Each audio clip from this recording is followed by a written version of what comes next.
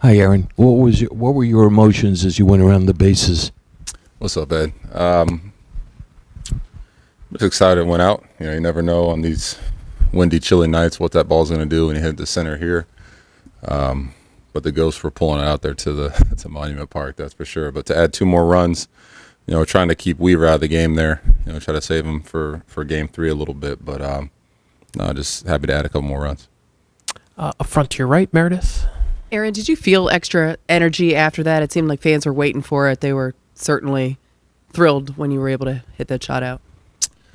Yeah, energy from the fans. Yeah, they were loud in the beginning. Kind of hit a lull there for a little bit, but then anytime we score runs, this place this place explodes. It's something special. There's nothing like it in baseball. So excited to get them something to cheer about a little bit, and then you hand it off to that bullpen to do their thing. We don't typically see managers intentionally walk someone to get to you. Were you surprised to see them intentionally walk Soto there in that second inning?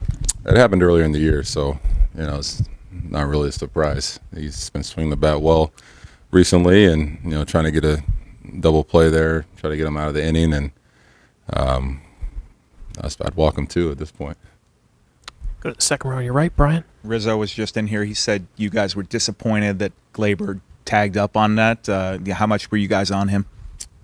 He did that this year earlier too on when I hit, so I was pretty pissed then, and I was pretty pissed again. But it was him and Chappie. Chappie was telling him to tag up a little bit, but like I said, you never know when it's windy like this what the ball's going to do to center field. He's trying to get in the scoring position, so I let this one slide. Go to the third row on your left, Aaron. Aaron, what's the feeling of the clubhouse being up 2-0 in this series? Guys are excited, but we still know there's a lot of work to be done. We're playing against a good Cleveland team that's all year they battled, had some tough games, went through a tough series with Detroit, taking it to Game 5 and came out on the other side. So, a lot of work to be done. So we're excited, but the guys in there are focused. They're prepared. They know what needs to be done, and on our way to Cleveland. Standing back diagonal, Chris. When you see the Guardians walk Soto in front of you, obviously the stakes are high. It's the ALCS. Do you take that personally, that they'd rather face you in that moment? No, it's win or go home. Everything's on the line here. So it's just about you got to come up in that spot. In that spot, less than 2, bases loaded. I'm trying to get something out to the outfield or drive some runs in, and luckily we were able to get 1 run there and just pass it along. But every out, every inning, the first inning, everything's important. So they're trying to grab a couple outs there with a double play in that situation, but we were able to thrash out a run. Go to Bruce up front. Aaron, you don't win these games, you don't win these series unless you have a multitude of guys who are contributing. What do you think of the overall efforts of this club right now?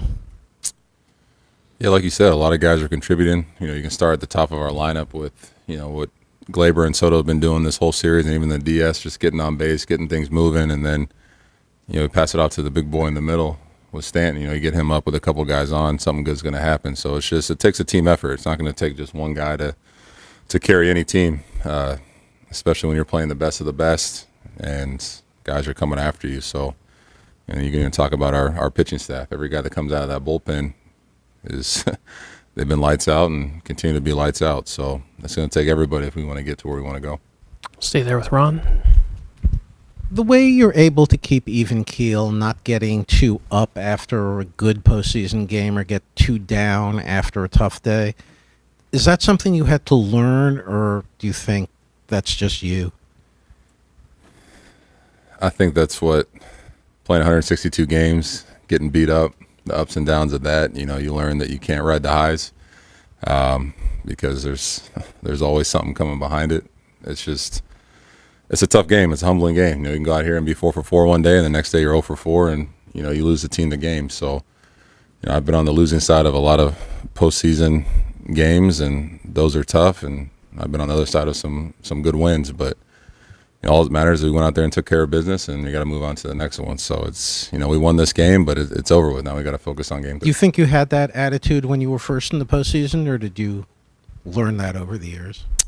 I definitely felt like I had it. Just something you learn your whole career playing baseball, the ups and downs, and learn that this is a humbling game, and but it's a game of opportunities. You got to just face every opportunity like, you know, it's opening day and just move on from that. If you do something good, hey, it's great. But once you hit that homer and touch home plate, that moment's over with, and you got to move on to the next one. Or if you strike out, hey, the minute you get back to the dugout, it's, you know, learn from it, cheer on the guy behind you, and go try to go make a play on defense. So it's I think it's something you're born with, but something you can also learn.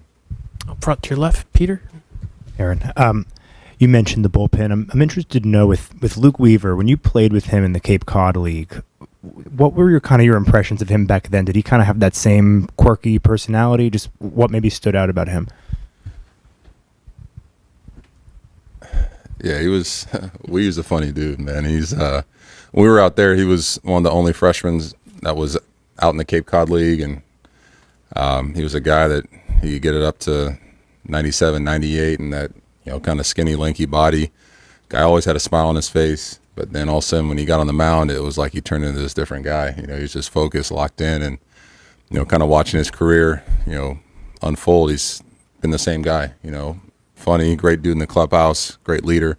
And then when he steps out on that mound and gets an opportunity, man, he turns into somebody else, which, you know, we've kind of rallied behind and we love, man. And that's who you want in a big situation. You know, he's not afraid of anybody. He's gonna attack guys, and you know, kind of what we saw from him last year, kind of stepping up in a big role for us, and then even this year stepping up into an even bigger role, kind of being the closer. It's, you know, hats off to him and the hard work, and, you know, in the off season putting in all that time. So Do two more. Joel, straight to your right.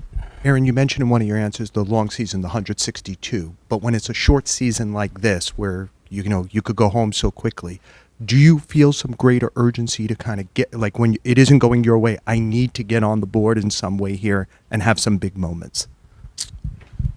it's just about taking every moment and try to do what you can with it. You know, it's about having a short memory. If you lose a game before or 0 for 4, it's like, hey, let's take it into my next at bat, my first at bat, then the next game. And, you know, just like tonight, you know, it's come up, they walk a guy in front of you. You just got to go up there and just treat this moment like it's the only moment that you got, and do what you can with it. And if you don't get the job done, you know, pass it on to the next guy to pick you up. And, you know, just don't make any moment too big, man. This is still the same game we play, and we've been playing it our whole life. So that's how I try to treat it.